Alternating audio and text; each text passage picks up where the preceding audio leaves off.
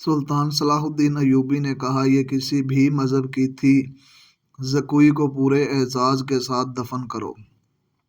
اس نے اسلام ہی کے لیے جان قربان کی ہے، اگرچہ یہ ہمیں دھوکہ بھی دے سکتی تھی۔ دربان نے اندر آ کر کہا کہ باہر ایک عورت کی لاش آ گئی ہے۔ جا کر دیکھا گیا تو وہ ایک ادھیڑ عمر عورت کی لاش تھی۔ جائے وقوعہ سے 2 خنجر ملے تھے۔ اس عورت کو کوئی نہیں پہچانتا تھا۔ یہ ناجی کے حرم کی ایک ملازمہ تھی، جس کو انعام کے لالچ نے زکوی پر حملہ کرنے پر مجبور کیا۔ رات کو ہی زکوی کو فوجی اعزاز کے ساتھ سپرد خاک کیا گیا اور ملازمہ کی لاش کھڑا کھود کر دفنا دی گئی۔ دونوں کو نہایت خفیہ انداز سے دفنا دیا گیا۔ جب تدفین ہو رہی تھی تو سلطان صلاح الدین ایوبی نے نہایت اعلیٰ قسم کے 8 جوان گھوڑے منگوائے گئے۔ ان کو علی بن سفیان کی کمان میں ناجی کے ان 2 گھوڑا سواروں کے پیچھے دوڑا دیا گیا، جو ناجی کا تحریری پیغام عیسائی بادشاہ کو پہنچا رہے تھے۔ زکوی کون تھی؟ وہ مراکش کی ایک رقصہ تھی۔ کسی کو بھی معلوم نہیں تھا کہ اس کا مذہب کیا تھا۔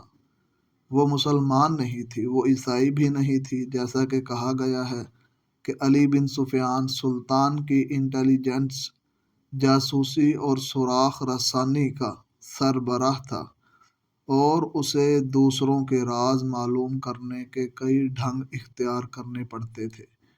صلاح الدین اس کو اپنے ساتھ مصر لایا تھا۔ یہاں آ کر معلوم ہوا کہ یہاں کا سالار ناجی نہایت ہی شیطان اور سازشی ہے۔ اس کے اندرونی حالات معلوم کرنے کے لیے علی نے جاسوسوں کا ایک جال بچھا دیا۔ اس اقدام سے علی بن سفیان کو ایک بات یہ معلوم ہوئی کہ ناجی حشیشن کی طرح مخالفین کو حسین لڑکیوں سے پھنساتا اور اپنا گرویدہ بناتا اور مرواتا ہے۔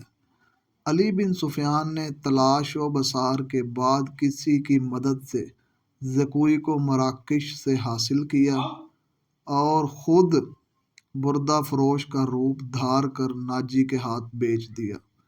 زکوی میں ایسا جادو تھا کہ ناجی اس کو سلطان کے پھنسانے کے لیے استعمال کرنا چاہتا تھا، لیکن ناجی خود اس لڑکی کے دام میں پھنس گیا، اور پھنسا بھی ایسا کہ زکوی کے سامنے وہ اپنے سالار سے تمام باتیں کیا کرتا تھا۔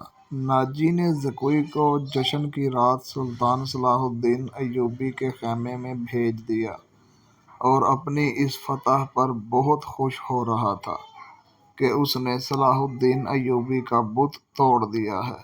اب وہ اس لڑکی کے ہاتھوں شراب پلا سکے گا اور سلطان کو اپنا گرویدہ بنا لے گا۔ مگر ناجی کے تو فرشتوں کو بھی علم نہیں ہو سکا کہ زکوی سلطان صلاح الدین ایوبی کی ہی جاسوسہ تھی۔ زکوی سلطان کو اسی رات رپورٹیں دیتی رہی اور سلطان سے ہدایت لیتی رہی۔ زکوی سلطان کے خیمے سے نکل کر دوسری طرف چلی گئی تھی۔ خیمے جہاں زکوی کو سر منہ کپڑے میں لپٹا ایک آدمی ملا تھا، وہ آدمی علی بن سفیان تھا، جس نے زکوی کو مزید کچھ اور ہدایات دی تھیں۔ اس کے بعد زکوی ناجی کے گھر سے باہر نہ نکل سکی، جس کی وجہ سے وہ علی کو کوئی رپورٹ نہ دے سکی۔ آخر کار اس کو اسی رات موقع مل گیا اور وہ ایسی رپورٹیں لے کر پہنچی جس کا علم صرف اللہ ہی کو تھا کہ زکوی کے خلاف حرم میں صرف اس لیے سازش ہوئی کہ اس نے ناجی پر قبضہ جما لیا ہے۔